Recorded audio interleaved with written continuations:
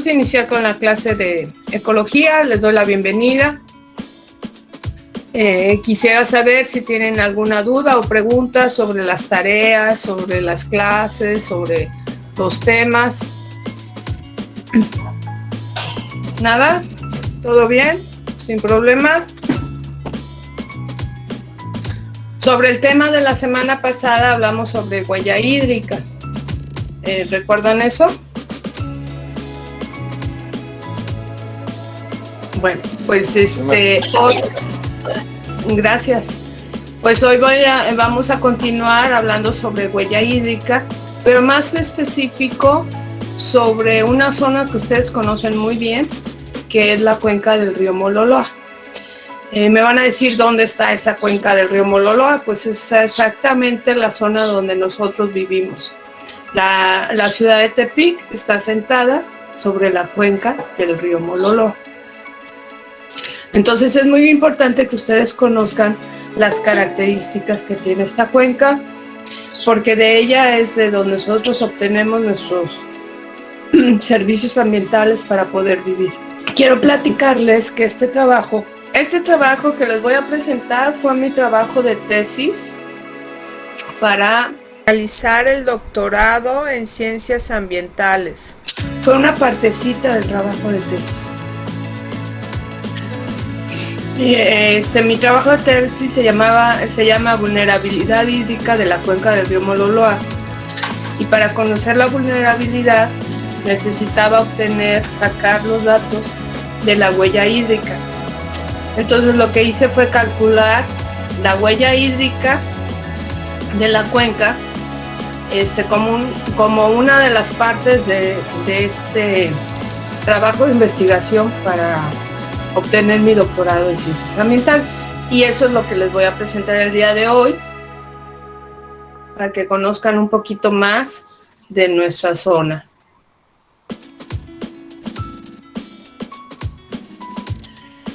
Pues hemos hablado que el agua es indispensable para vivir, ¿verdad?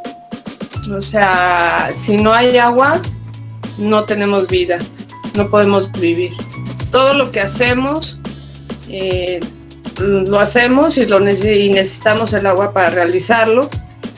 Simplemente el hecho de que nosotros necesitamos tomar agua para que nuestras células puedan vivir y puedan trabajar nuestro organismo completo.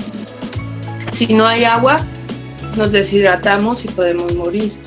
Entonces, el agua es la vida para los seres vivos, para los ecosistemas y para todos los servicios ambientales que nos da este planeta para que nosotros podamos vivir cómodamente, ¿no? Pero resulta ser que de todo el planeta, podemos decir, o nos han dicho que es el planeta azul, ¿verdad? Porque la gran cantidad de zonas de la superficie del planeta, la mayor parte es agua. Pero resulta que de toda esa agua que existe, no todo la podemos consumir. Maestra, ¿En 97? Nada. Mande, Jaciel, no te entendí. Que todo eso, bueno, solo entiendo o recuerdo que solo queda el 3% de agua dulce, ¿no? Creo que esa era la cifra, más si no me equivoco, y todo lo demás era agua salada. Entonces esa agua no es como que la podamos consumir. Entonces, sí, creo que sí era 3% de agua dulce, era la que pues consumimos. Bueno, y que va bajando, ¿verdad? Sí, porque lo estamos contaminando. ¿Alcanzan a ver la presentación? ¿Sí la están viendo? Sí, maestra. Maestra, sí la estamos viendo. Sí, maestra. Ok, gracias. Fíjense. Dice, el 97.5% de agua del planeta es salada. El 2.24% de agua dulce está congelada. Y solamente tenemos el 0.26% para el consumo humano. ¿Sí? Entonces, sí es el 3% lo que tenemos de agua dulce, pero de ese 3% solamente podemos utilizar el 0.26%. O sea, todavía es mucho más pequeñito de lo que habíamos pensado. Dice, en el mundo, el recurso hídrico se encuentra amenazado. A medida que el crecimiento demográfico aumenta, el agua tiene mayor demanda para el consumo humano y el desarrollo económico. O sea, cada vez que somos más, pues consumimos más agua. Pero también ya vimos que consumimos agua para producir las cosas que utilizamos. Todo lo que utilizamos tiene agua virtual. O sea, el agua que se utiliza para producir ese objeto, ¿no? Entonces, cada vez que nosotros consumimos más, estamos utilizando también más agua. Entonces, dice, describe Sosa en 2012, describe que México es considerado un país con baja disponibilidad natural de agua. Tenemos la mala creencia, sobre todo los del estado de aquí de Nayarit, que tenemos mucha agua, porque vemos que nuestro estado pues tiene ríos, tiene lagunas, es un estado donde llueve, es verde, pero sin embargo realmente no tenemos la disponibilidad de agua que pensamos. Y como pensamos que tenemos mucha agua, la desperdiciamos. Entonces, realmente México es un país que tiene poca disponibilidad de agua. Hay estados donde llueve más y hay estados donde llueve menos. Los estados del sureste es una zona donde llueve más, pero todos los estados del norte es una zona donde llueve menos. Nosotros somos privilegiados porque en teoría seríamos de la zona norte, pero yo ya les había explicado que por nuestra zona geográfica tenemos un privilegio. Pero si ustedes van hacia Sinaloa, es una zona más calurosa y con menos cantidad de agua. Si ustedes ven hacia Jalisco, también Jalisco, el estado de Jalisco es una zona con menos cantidad de agua. Si nos vamos hacia Zacatecas, Zacatecas todavía tiene menos cantidad de agua. Es más desértico Zacatecas. Entonces, estamos rodeados por estados que tienen poca disponibilidad de agua y sin embargo nosotros tenemos un poquito más. Y esa creencia de que tenemos más agua nos hace pensar que podemos desperdiciar más agua y no es así. El abastecimiento de agua para los mexicanos se basa en la explotación intensiva de las aguas subterráneas o en la importación de volúmenes cada vez mayores desde zonas distancias. La Ciudad de México, para que tengas agua, la Ciudad de México, ellos sacaron toda el agua que tenían en el subsuelo y ya la utilizaron, ya se acabaron esa agua. Entonces lo que están haciendo es que están trayendo agua de otras regiones, están entubando esas aguas para poderla llevar a la Ciudad de México y abastecer de agua a la población. Nosotros Tepic todavía la obtenemos de el subsuelo y no la podemos obtener de los ríos porque los ríos los contaminamos. Entonces, y los contaminamos con nuestros propios desechos. Entonces, ahorita todavía la ciudad de Tepic está obteniendo de eso, pero en el caso de que nos acabemos la reserva de agua que tenemos, entonces tendríamos que traer agua de otras regiones y eso cuesta, ¿no? Eso sale caro. Ávila en el 2008 señala que México es un país cada vez con menor seguridad hídrica y más vulnerabilidad. ¿A qué llegamos con esto de vulnerabilidad? Que somos más sensibles de perder esa agua porque la estamos desperdiciando, la estamos contaminando, la estamos utilizando mal. Y eso nos va a ocasionar que tengamos problemas. Ya hay estados donde tienen problemas, un estado con otro, ya se pelean por el recurso del agua. En nuestro caso, nosotros somos muy codiciados por los estados que tenemos alrededor. Por eso es que se han construido tantas presas en el estado de Nayarit, porque lo están utilizando como reservorio de agua. Para nosotros esas presas están abasteciendo a los estados vecinos, a Jalisco, a Zacatecas, a Sinaloa. Entonces, en el momento que nos acabemos el agua, va a ser un pleito de unas regiones con otras.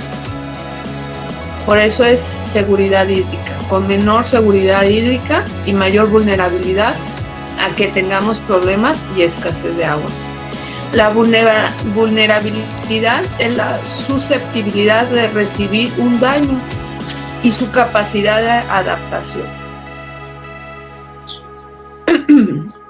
¿Qué es lo importante aquí? Que podamos tener una mayor capacidad de adaptación. ¿Se acuerdan lo que decía Carlos Darwin sobre la evolución? ¿Alguien que me pueda decir qué es adaptación y qué decía Carlos Darwin?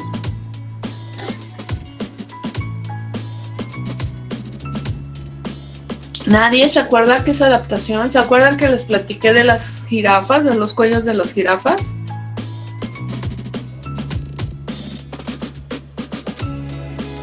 ¿No? Que ellos tuvieron que alargar su cuello para alcanzar la comida, para alcanzar la comida, ¿no? Sí. O sea, se adaptaron a las condiciones para poder subsistir, ¿no? No es porque ellos dijeran, ay, para mañana quiero el cuello largo, ¿no?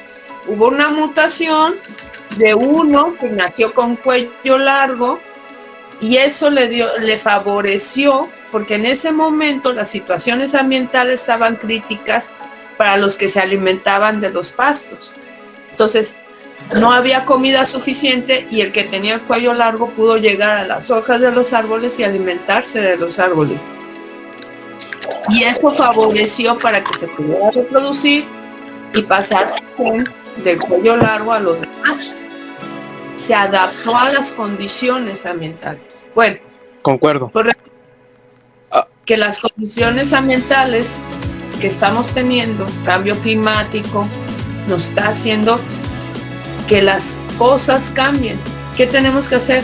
Adaptarnos a ello. Y hay que buscar las capacidades para adaptarnos mejor a esas cosas. ¿Sí?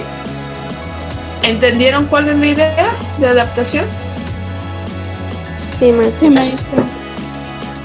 Gracias. Entonces, ¿cómo es que podemos tener agua en el subsuelo? Hay un proceso que se llama infiltración. Ustedes saben que hay un ciclo del agua, ¿verdad? El ciclo del agua dice que el agua del mar se evapora con el sol, se forman las nubes con el viento se dirigen hacia los continentes y donde están los cerros y los árboles se condensa y hace que llueva y entonces se forman los ríos y esos ríos se forman en las montañas, pero el escurrimiento de esos ríos pasa por los valles hasta que llega nuevamente el río, desemboca al mar. Y ese es el ciclo del agua. Dentro de ese ciclo del agua hay un proceso de infiltración.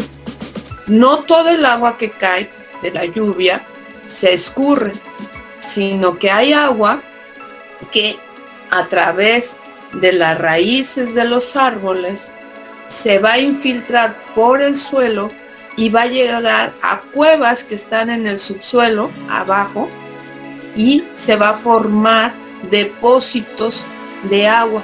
Es como que si nosotros le llenáramos el agua a un vaso, ¿sí? Si pensábamos, este es el depósito donde se va juntando el agua que se va infiltrando.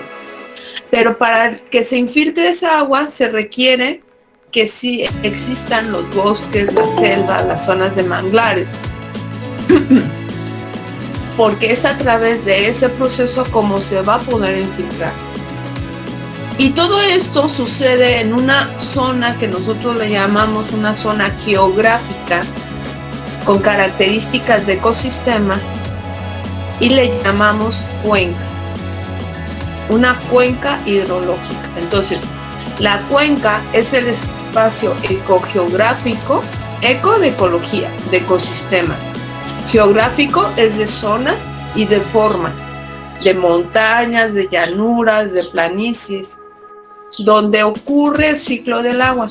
Presenta límites físicos, divisoras de aguas o parteaguas bien definidos por su red fluvial que descarga en un cauce principal. O sea, las zonas que dividen una cuenca de otra van a ser las partes más elevadas de las montañas. Entonces, cuando cae la lluvia en esa parte elevada, el agua, una parte se va a escurrir para este lado y otra parte se va a escurrir para este otro lado. Este lado va a formar una cuenca y este otro va a formar otra cuenca. Entonces, los espacios entre una montaña y otra van a formar una cuenca, de una montaña y la otra van a formar otra cuenca. Nuestra República Mexicana está formada de muchas cuencas.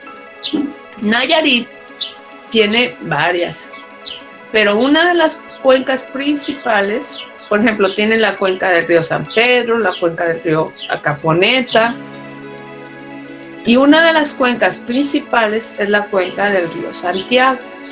El río Santiago es un río que viene desde el centro de la República. Se va formando, el Hermano Santiago se formaba en el valle de la Ciudad de México, la que conocemos ahora como Ciudad de México, y de ahí empieza a pasar por todos los estados, entre ellos Jalisco, y luego llega a Nayarit y desemboca aquí en Santiago. Esa es la cuenca del río Santiago. Es una cuenca muy grande, pero una partecita de esa gran cuenca está la cuenca del río Mololoa. Entonces, nuestro río Mololoa es una saliente del río Santiago. Entonces, la historia de ocupación y aprovechamiento de los recursos naturales impuesta por el modelo económico que prevalece, ya sabemos que es la de consumo y desecho, ha conducido a un importante grado de deterioro en algunas cuencas del país. Es decir, disminución en la disponibilidad, calidad y cantidad de sus servicios ambientales. ¿Por qué? Porque hay cuencas que están más sobreexplotadas que otras. Esta es una razón de peso para priorizar metas y principalmente las áreas de intervención dentro de una cuenca hidrológica, en donde el objetivo es identificar y ubicar áreas críticas para asegurar el mantenimiento de los beneficios ambientales. O sea, si sabemos ya hoy, si sabemos el día de hoy que los bosques son primordiales para poder hacer el proceso de infiltración, pues ¿qué tendríamos que hacer para poder tener nuestras zonas de depósitos subterráneos con buena cantidad de agua? Pues tendríamos que cuidar esas zonas de bosques, porque son las que están haciendo el proceso de infiltración. Desgraciadamente se está trabajando esas zonas de bosques y lo que están haciendo es deforestando. Al deforestar los árboles, perdemos la capacidad de que el agua se infiltre al subsuelo. ¿Y para qué lo están deforestando? Pues para hacer las zonas agrícolas, o para hacer zonas pecuarias, o para hacer zonas urbanas. Entonces, cuando hacemos zonas urbanas, le ponemos cemento. Menos se puede infiltrar a través del suelo, porque el cemento es impermeable. Lo único que hace es que se escurre el agua, pero no puede pasar al subsuelo. Y entonces estamos perdiendo la cantidad de agua de lluvia que cae para tener la capacidad de infiltrarlo al subsuelo o para la formación de los ríos, ¿no? Entonces, en el estado de Nayarit Tepic está aquí. Tenemos una ciudad conurbana que es Jalisco. Tepic y Jalisco estamos en la cuenca del río Mololoa. De todo el estado, el 52% de la población vivimos en esta zona. O sea, la mayor cantidad de población de todo el estado estamos concentrados en estas dos ciudades, en Tepic y Jalisco. El 52%. Entonces, de la cantidad de agua que se requiere de todo el estado, ¿dónde es donde se requiere más? Pues aquí, en Tepic y Jalisco, ¿sí? Entonces, no hay una que digamos, vamos a traer agua de esta zona, nos va a salir muy caro. Estamos todos utilizando el agua de una misma zona. Esta es parte del río Mololoa, ustedes lo conocen. La ciudad de Tepic está asentada ahí. Fíjense que históricamente la mayoría de las ciudades se asentaron al lado de los ríos. ¿Por qué creen que se asentaron al lado de los ríos?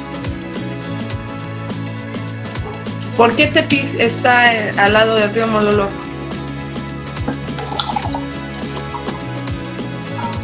Recuerden que esto fue desde antes de la colonia, ya existía Tepic.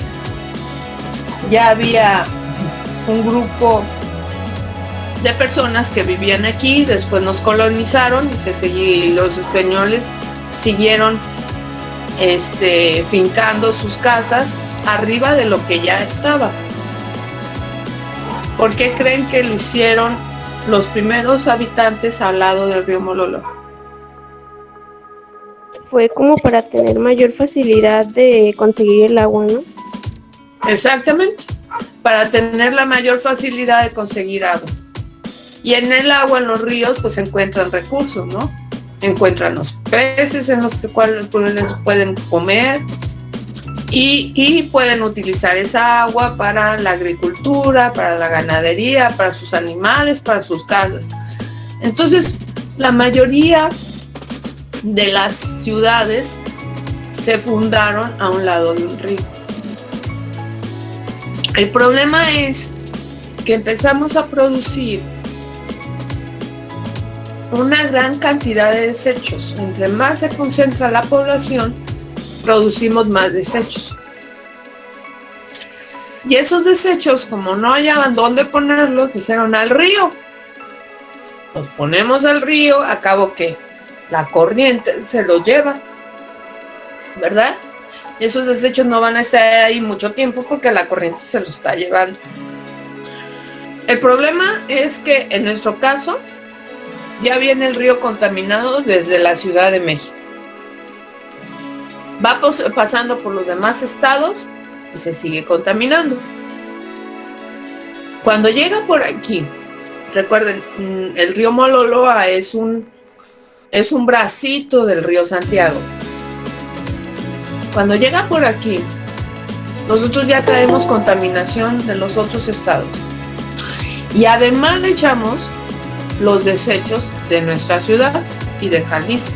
De Tepic y de Jalisco van para el río Mololoa.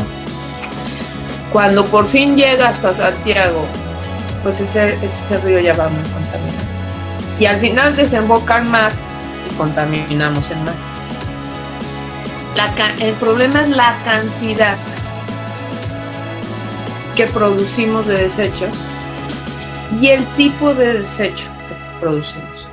Por muchos años no existían esos problemas.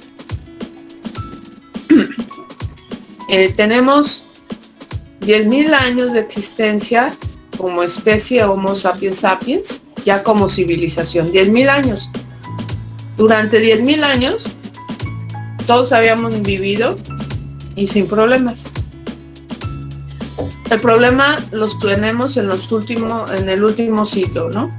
Y el que estamos teniendo es el siglo pasado y este siglo. Somos los años de los cuales hemos provocado los problemas. Y los provocamos por el tipo de desecho. Ya no son desechos que el sistema pueda degradar tan fácilmente y pues los pueda convertir, porque recuerden ustedes que los hongos y las bacterias son los que hacen la función de degradar y entonces los desechos se degradan, se hacen todavía partículas más pequeñitas y pueden ser utilizados por las plantas para hacer la fotosíntesis y meterlo a toda la cadena y al equilibrio del ecosistema. El problema es que los desechos que ahora producimos ya no los pueden degradar los hongos y las bacterias. Y se van quedando ahí, se van acumulando y ocasionan todos los problemas de contaminación que ahora conocemos, ¿no? Fíjense, este es una cuenca. Imagínense que es como un corte de la cuenca, ¿sí? Esta es la parte del parteaguas, la parte más alta del cerro, donde va a existir bosques por las latitudes y las temperaturas. La temperatura, entre más alto vayamos, la temperatura va a ser menor. Entonces el tipo de vegetación que va a existir aquí son de bosques de coníferas. En cuanto va bajando, va cambiando a selvas, que es una zona más cálida, pero también húmeda. Entonces los tipos de árboles va a ser diferente y van a ser selvas. Lo que se hace normalmente es que esta zona, las zonas ya más abajo de los cerros, las empiezan a utilizar para agricultura, para árboles como el mango, como el café. Y ya más a la planicie, perdón, la agricultura de ganadería y la agricultura de otros como el maíz, el frijol, las calabazas. Bueno, si ustedes ven, a la cuenca le damos diferentes usos dependiendo del lugar de la cuenca. Si nosotros deforestamos esta zona, que es la zona de montaña, ya no vamos a tener capacidad de infiltración. La tierra que queda ahí queda suelta. Cuando llega a llover, entonces la lluvia se lleva a la tierra que está aquí en el suelo y se va a inundar las zonas bajas donde vivimos, donde están asentadas las ciudades. Por eso es que ahora vemos tantas inundaciones en las ciudades. De relevancia de la infiltración. De los aspectos importantes a considerar en un diagnóstico es la infiltración de la cuenca, ya de que de ella dependen las aguas subterráneas que proveen el agua potable de la población. Al conocer las zonas de infiltración, se pueden realizar acciones para su conservación. Es el caso de los servicios ambientales. O sea, si nosotros sabemos dónde tiene mayor infiltración, debemos de hacer acciones que nos ayuden a conservar a esas zonas y de esa manera nos vamos a adaptar para el cambio climático. Si nosotros conservamos los árboles, las selvas de donde están infiltrando, pues eso nos va a garantizar que siempre vamos a tener agua, porque vamos a permitirle que el depósito llegue agua. Pero si nosotros deforestamos eso, quitamos la oportunidad de la infiltración y solamente estamos extrayendo el agua, pues va a llegar el momento que vamos a perder, vamos a vaciar ese depósito y no vamos a tener de dónde obtener el agua. Entonces, en el estado de Nayarit, la cuenca del río Mohololoa representa tan solo el 2% del territorio estatal, o sea, es un porcentaje de territorio muy pequeñito. Son 57,000 hectáreas, pero abastece de agua a más de la mitad de la población del estado, o sea, el 5% de la población. En ellas se asientan la ciudad capital Tepic y su zona conurbada de Jalisco y 32 localidades más, ¿sí? Entonces, en esta zona estamos el 56% de la población de todo el estado. Este es el estado de Nayarit. Si hacemos, imagínense que lo estamos ampliamos el estado de Nayarit y ampliamos la zona donde está la cuenca del río Mololó. Esta en rojo es la cuenca del río Mololoa. Y lo que está de azul es el acuífero del Valle de Matatipac. ¿Sí? Entonces, nuestra cuenca es la roja, la azul es el acuífero del Valle de Matatipac. ¿Qué es el acuífero? Es el depósito de agua subterráneo de donde estamos extrayendo el agua para vivir nosotros. Entonces, la cuenca del río Mololoa está determinada en el norte por la caldera de Tepic, en el sur por la sierra de Tepertití, en el oriente por el volcán Sangangüey y el poniente por el cerro de San Juan. Su extensión es de 57,000 hectáreas y el acuífero del Valle de Matatipac, que decíamos que es el azul, tiene una superficie aproximada de 52,000 hectáreas. Es un acuífero de tipo libre con descargas principales al río Mololoa, con una trayectoria similar al flujo de aguas superficiales. O sea, este acuífero subterráneamente también tiene un río. Y este río hace que tengamos zonas de manantiales. O sea, del acuífero están saliendo a la superficie y tenemos en nuestra región zonas de manantiales. No sé si ustedes conocen. Pero si ustedes van, por ejemplo, al parque ecológico, el parque ecológico es un manantial. En el centro está saliendo del subsuelo el agua de esta zona del acuífero de Valle de Matatipac. Desgraciadamente se está contaminando con los desechos del lugar porque hay casas que están alrededor del parque ecológico que están descargando sus aguas negras sobre el manantial del parque ecológico. Y por eso es que nosotros cuando llegamos y vemos y decimos, ¿dónde está el manantial? Pues no, porque está siendo contaminado por las descargas de las casas que están alrededor. Qué triste, ¿no? Que nosotros mismos estamos desperdiciando nuestra agua y la estamos contaminando. El río Mololoa presenta un caudal base de 2.5 metros cúbicos sobre segundo, aproximadamente, ¿sí? Es decir, 75,000 hectómetros cúbicos al año.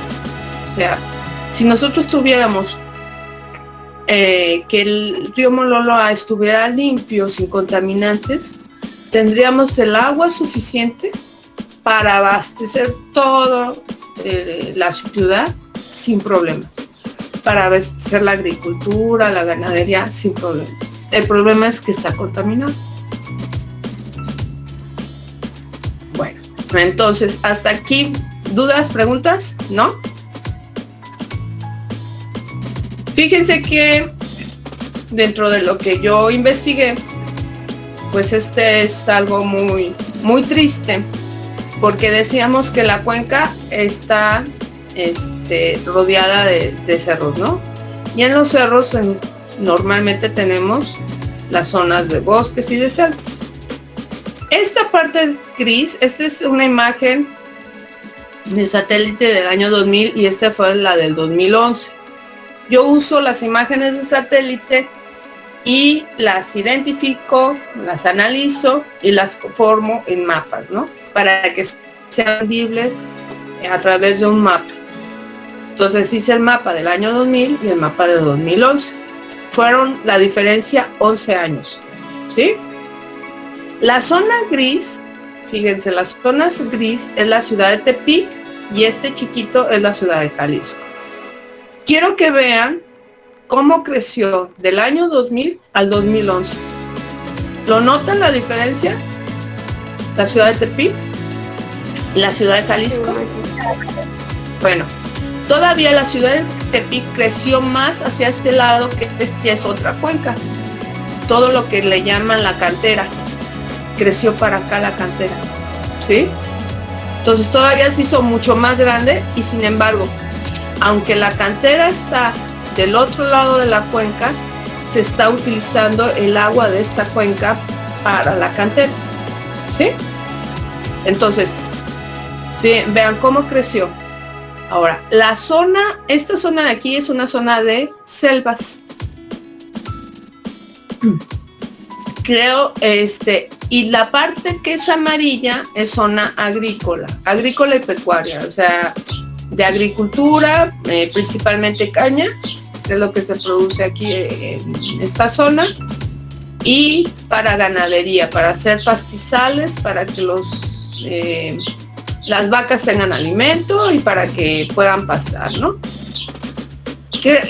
Fíjense cómo la zona de selva, la selva es todo lo verde, lo naranja es lo agropecuario, cómo cambió aquí. ¿Qué es lo que se ve más? Lo naranja, ¿verdad? Aumentó la superficie agropecuaria y disminuyó las zonas de selva. Ahora, esta zona de aquí es el Cerro de San Juan. El Cerro de San Juan, la parte más natural, más conservada, está como verde oscuro. Lo menos conservada, pero viene siendo todavía vegetación, está como verde más clarito.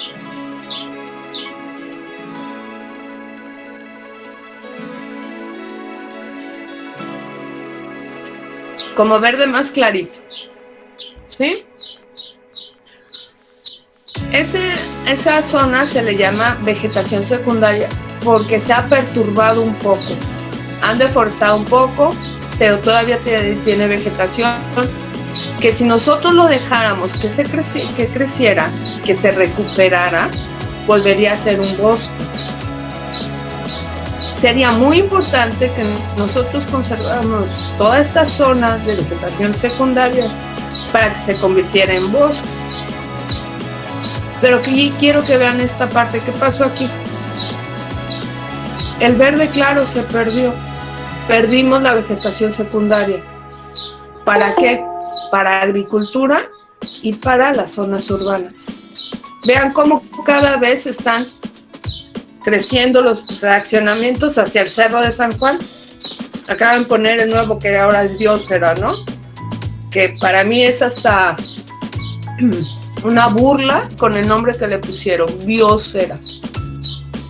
Más bien se están acabando la biosfera a través del crecimiento de las zonas urbanas y del crecimiento agropecuario. Bueno, ahora, esta zona es la zona de Sangangüey, el otro cerro que tenemos del otro lado. Igual, la vegetación verde clarita es secundaria, ya tenía un grado de perturbación, pero si se deja, puede llegar a volver a hacerse bosques completos. No nada más es cuestión de tiempo, porque los bosques se recuperan con el crecimiento de los árboles, ¿verdad? Bueno, ¿qué pasó aquí? Se perdió toda la vegetación secundaria y también la vegetación natural del Cerro de Sangangüey. O sea, lo mismo hacia Tepertití, la cordillera de Tepertití, igual. En 11 años perdimos una gran cantidad de zonas de recarga de agua. Entonces, si estamos perdiendo las zonas de recarga, vamos a ocasionar que cada vez tenga menos agua nuestra cuenca, nuestro depósito, ¿no? Y ese es el problema que se está ocasionando. Entonces, aquí es una gráfica de cómo, quién perdió, ¿no? ¿Quién ganó y quién perdió? ¿Quién ganó? Los asentamientos urbanos, los cultivos. ¿Quién perdió? La vegetación secundaria y la vegetación natural, los bosques y las selvas que tenemos a nuestro alrededor, que son las zonas de infiltración. Y entonces lo que hice fue calcular la huella hídrica. Bueno, ok, estamos utilizando el agua. ¿Cuánto? ¿Cómo lo estamos utilizando? Para las actividades agropecuarias, para la forestal y para lo urbano. ¿Qué huella hídrica? Verde, la azul y la gris. ¿Se acuerdan que la huella hídrica es el agua que obtenemos de la lluvia? La azul es el agua que extraemos del subsuelo. y la gris es la cantidad de agua que contaminamos con nuestros desperdicios, ¿sí? Bueno, entonces, resulta ser que en la cuestión agropecuaria, la mayor cantidad de agua que utilizamos es para el cultivo de caña. Y la caña, además, es una especie que absorbe muchísima agua para su crecimiento. Entonces, la mayor cantidad de agua que utilizamos es para cultivar caña, que después se incendia para poderla cortar, y que esos incendios a la vez provocan que se vayan más allá y se incendia el Cerro de San Juan, entonces perdemos vegetación por incendios, ¿no? O que se incendia el Cerro de San Gangway y perdemos vegetación por los incendios provocados por la actividad agropecuaria. Entonces, el año 2011 fue un año muy seco, llovió muy poquito. Por eso es que la cantidad de agua del 2000 que llovió del 2000 al 2011 fue menor. El 2011 fue una temporada de sequías tan fuerte como la que estamos teniendo ahora. Entonces, toda el agua que se utilizó de lluvia para el crecimiento fue para la caña. ¿Qué se debería de hacer? Cambiar el tipo de cultivo. Cambiar a un cultivo que necesite menos agua y que sea más rendidor, que se pueda tener mayores ganancias. No se cambia el tipo de cultivo porque hay una serie de condiciones sociales y políticas que no lo ha permitido. Porque la gente dice, tenemos muchos años cultivando caña, ¿por qué tenemos que cambiar? Pues porque necesitamos hacer transformaciones para podernos adaptar y tengamos mejores condiciones para poder vivir todos mejor. Pero bueno, como no hubo en el 2011 mucha agua de lluvia, pues lo que hicieron fue extraer agua del subsuelo para regar la caña y para la agricultura. Entonces eso aumentó todavía la huella hídrica azul, que decíamos que la cantidad de agua que utilizamos del manto, la utilizaron también para la agricultura y la ganadería. Entonces extrajeron más agua en esa zona, en ese tiempo, ¿no? Pero el grave problema más fuerte de todos es la huella hídrica gris. En el sector agropecuario, la huella hídrica gris es porque le echan demasiados fertilizantes, insecticidas, muchos químicos para el crecimiento de las plantas, y cuando llueve, esos químicos que están ahí en las plantas también se escurren y llegan al río Mololoa, y también se infiltran y llegan a la cuenca. Entonces, ¿qué es lo que pasa? Que nosotros estamos produciendo muchos contaminantes que está haciendo que el agua limpia que tengamos se contamine.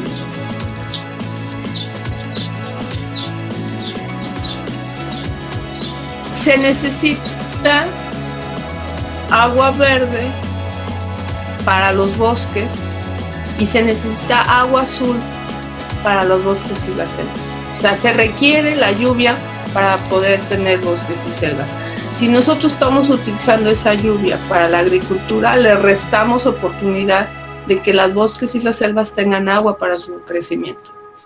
Si estamos extrayendo agua del subsuelo para la agricultura y la ganadería, le quitamos la cantidad de infiltración que puedan hacer los bosques y las selvas para que tengamos agua. Entonces, disminuimos la posibilidad de tener agua en el acuífero por el uso agropecuario.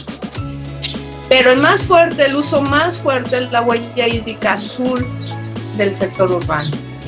Somos una población que creció en el 2000 de 317,000 habitantes a 400,000 habitantes. O sea, estamos aumentando. y por lo tanto se aumentó la cantidad de agua que se utiliza por cada persona. Aumentamos de 10,000 hectómetros cúbicos a 15,000 hectómetros cúbicos. Esto es decir, que cada persona aumentó el uso de agua a 70 metros cúbicos per cápita al año. Per cápita quiere decir por persona. O sea, nosotros para el 2011, cada persona estaba utilizando 70 metros cúbicos de agua. Es mucho. Si lo comparamos con otros países y con otras ciudades, nosotros estamos utilizando muchísima agua. Utilizamos agua. Somos 400,000 habitantes para el 2011 y estamos utilizando el agua que utiliza una ciudad de 7 millones de habitantes. O sea, somos muy poquitos y utilizamos muchísima agua. ¿Cómo la utilizamos? Pues en todo, ¿no? Desde lavar los carros, regar, ¿no? ¿Cuántas personas, cuántas señoras andan regando ahí el cemento? Cosas así. Cosas así. Y el problema mayor, esta línea, es la cantidad de agua de grises, de nuestros desechos, de nuestras casas, de nuestras... la cantidad, cómo ha aumentado la cantidad, nuestra huella hídrica gris por nuestros desperdicios, ¿no? Es lógico, al aumentar el número de población, hacer más, y al desperdiciar tanta agua, ¿a dónde le echamos? Al caño. Y del caño, pues llega al río. Y el problema es que tampoco tenemos una planta de tratamiento suficiente para limpiar esa agua. En teoría, debería de cada casa tener así como tiene una cisterna, debería tener una planta de tratamiento de agua individual cada casa, para que nuestros desechos que nosotros producimos en nuestra casa, los limpiemos en la casa y los saquemos ya al drenaje, pero limpio. Si fuera así, pues no estaríamos contaminando nuestros ríos, no estaríamos contaminando nuestro acuífero. Aquí el rojo, este es agua, la huella hídrica azul, la huella hídrica verde, la gris. Por las zonas agrícola, la zona forestal, la zona urbana, pero la roja es lo que hemos aumentado de huella. La suma de todas esas huellas nos va a dar una huella fina y la roja es lo que nos está diciendo. Entonces nosotros tenemos, fíjense, la huella hídrica total urbana de México, o sea, que se utiliza de agua todos los habitantes del país de México, en promedio por persona son de 139 metros cúbicos. Nosotros en el año 2000 fue de 301 metros cúbicos. O sea, fíjense, a nivel nacional se utiliza 139 metros cúbicos. En el 2000, nosotros solitos por persona, cada uno de nosotros estábamos utilizando 301 metros cúbicos. Pero para el 2011 estábamos utilizando ya 431 metros cúbicos. Es terrible la cantidad de agua que utilizamos. No es ni 2 veces más de lo que se utiliza a nivel nacional, son 4 veces más de lo que se usa a nivel nacional. ¿Por qué? Hay estados que no tienen agua, entonces la cantidad de agua que utilizan es poquita. Hay estados como Aguascalientes que tienen que hacer pozos de más de 50 metros, 300 metros de profundidad para poder sacar agua. Nosotros escarbamos 1 metro y obtenemos agua. Nuestros pozos no son tan profundos porque nuestro acuífero todavía tiene agua. Pero va a llegar el momento que si nosotros quitamos los árboles no va a haber capacidad de infiltrar. Y la cantidad de agua que estamos sacando todos los días de agua para nuestros usos de nuestra casa. Mande. Maestra, perdón por la interrupción, es que me voy a tener que salir de la clase porque tuve un problema familiar. Muy bien. ¿Le puedo poner mi nombre en el mensaje? Sí, ponme el nombre, sí. Bueno, Muchas gracias, maestra. de nada. Entonces, si se dan cuenta, nosotros desperdiciamos muchísima agua. Y va a llegar el momento que no va a ser suficiente. Bueno, estos son unos mapas que hice de la cantidad de la huella hídrica verde, azul y gris. ¿Y qué tenemos que hacer? Una planeación adecuada que garantice la conservación y permanencia del recurso para la población. De la huella hídrica verde, buscar nuevas alternativas de cultivo que presenten mayor rendimiento, con necesidades menores de consumo de agua y con precios competitivos en el mercado. La caña ya no es un producto que nos beneficie.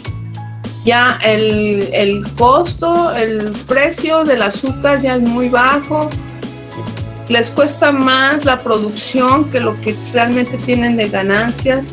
La gente que se dedica a la caña no está viviendo bien, no tiene buenas calidades de vida porque es un producto ya de bajo consumo y cada vez vamos a hacer de menos consumo porque ya se sabe que es un producto que ocasiona problemas a la salud. Entonces cada vez se va a buscar consumir menos azúcar, por lo tanto la caña de azúcar ya no va a ser un producto que reditúe.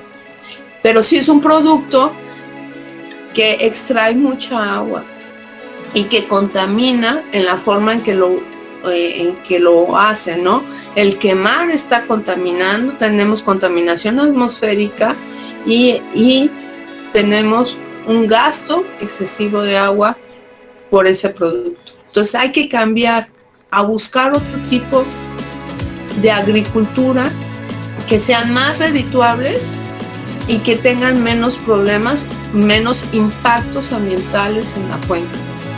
El agua azul se tiene la industria de alto consumo. No tenemos nosotros mucha industria, pero la que tenemos es muy contaminante y de alto consumo en agua. El ingenio, las embotelladoras, o sea, los refrescos, la Coca-Cola, está extrayendo muchísima agua para envasarlas, hacerlas refresco, ponerles químico y vendérnosla. Y nosotros lo estamos pagando. Las purificadoras de agua, si tuviéramos el agua limpia, no tendría por qué haber purificadoras de agua. ¿Por qué tienen que limpiar, según esto, el agua para vendérnosla? Si nosotros no contamináramos tanto, no tendríamos la necesidad. Yo cuando estaba chica me acuerdo que íbamos al Cerro de San Juan y yo tomaba agua de los arroyitos y sin contaminantes. Y ahora están contaminadas, no podemos tomar agua de ahí, ¿verdad? Igual la del hielo y otra es las tortillerías. Bueno, las tortillerías porque es un alimento, pero se compensaría si nosotros no tuviéramos, por ejemplo, la embotelladora, ¿no? ¿Y cómo no tener la embotelladora? ¿Cómo es que se haría para que las embotelladoras no extrayeran tanta agua? Pues no consumiendo. Si nosotros no consumimos, ellos no venden, no hay demanda, no venden, no se extrae agua. ¿Sí? Y la huella hídrica gris es el mayor impacto en la cuenca. Los cultivos orgánicos bajo contaminantes, tienen muchos contaminantes, hay que buscar cultivos que sean orgánicos, que no contaminen. Hacer normas de la industria que tengan plantas de tratamiento. Cada colonia debería tener una planta de tratamiento, cada casa debería tener una planta de tratamiento de aguas. Un saneamiento de aguas y distribución adecuada, o sea, limpiar lo que tenemos de agua. Tener plantas de tratamiento de agua. Esta es la planta que tenemos y es insuficiente. Es más, es así como de burro. Aquí obtiene el agua que viene ya del río contaminada, ¿verdad? La mete a la planta, la limpia y la vuelve a soltar sobre el río. ¿Cuánto creen que pudo limpiar de aquí a aquí para soltarla nuevamente aquí? Muy poquito. Es como que fuera un vaso de agua en toda esta cantidad de la cantidad de agua que hay en el río. Muy poquito. Entonces, no es suficiente. La conservación y restauración del río Mololoa y hacer normas de construcción. Que los nuevos fraccionamientos ya vengan con esas normas de que cada casa tenga su planta de tratamiento de agua. Existen maneras, todo es voluntad de hacerlo. La huella hídrica forestal disminuyó anualmente 2.24 hectáreas. Esta es la huella hídrica que no queremos que disminuya, porque es la que nos va a mantener a los bosques y las selvas. Los bosques y las selvas también necesitan agua para crecer. Si no hay agua, pues no pueden crecer. Entonces, en el estudio vimos que disminuyó. Eso también provoca un estrés a esos ecosistemas. Y está relacionada con la variación climática, o sea, el cambio climático lo tenemos encima. También de lo que yo investigué fue ese cambio climático que tenemos. Y sí, es indudablemente que el cambio climático ya está encima. Si nosotros seguimos así, vamos a provocar que en unos años, no sé cuántos, pero nuestra zona de verla verde la vamos a hacer desértica. Vamos a hacer un desierto. En la cuenca del río Mololoa, el agua subterránea abastecía en el 2000 12% de la demanda agropecuaria urbana industrial.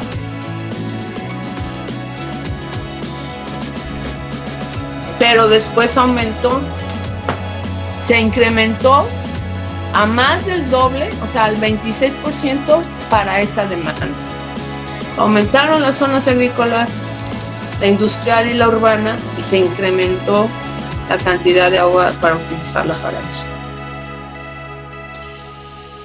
¿Qué se necesita hacer? Una planeación adecuada, o sea, saber qué actividades hacer en cada zona, qué zonas son las que se tienen que conservar, qué zonas se tienen que restaurar y qué acciones se deben de llevar a cabo para que todos podamos vivir bien y asegurar que siempre tengamos agua. Si no hacemos eso, va a llegar el momento que se va a perder. Y políticas de gestión de conservación, protección, restauración del recurso agua y no esperar puntos críticos que signifique pérdidas ambientales, económicas y problemáticas sociales. La Ciudad de México, por ejemplo, ellos ya están en un punto crítico. Ya hay tiempo que ya no tienen agua. Hay zonas que no tienen agua. Nosotros tenemos una planeación tan mala que tenemos colonias que no tienen agua. En esta época no sé si han estado sufriendo estos días por la falta de agua. Y no hay agua porque no se ha planeado, porque no se organiza correctamente. Si nosotros organizáramos todo, realmente tendríamos unas mejores condiciones para el beneficio de la misma población. Bueno, pues, ¿qué opinan de lo que les he presentado? Me gustaría escucharlo su opinión. Es un tema muy importante, maestra, que pues tenemos que saber y valorar. Eso, que tenemos que saber. El que ignora no hace nada porque lo ignora, ¿no? Sí. Entonces necesitamos difundirlo a tal manera que todos estemos en ese acuerdo de que es importante la conservación para el beneficio de nosotros que estamos viviendo en este momento, pero también para el beneficio de las generaciones futuras. Si nosotros nos dejamos buenas condiciones, las generaciones futuras no van a tener oportunidad de vivir bien, ¿sí? ¿Alguien más que quiera opinar? ¿No? Pues es una situación alarmante. Exacto, es alarmante. Pero fíjense Pero que hay hay muchas personas que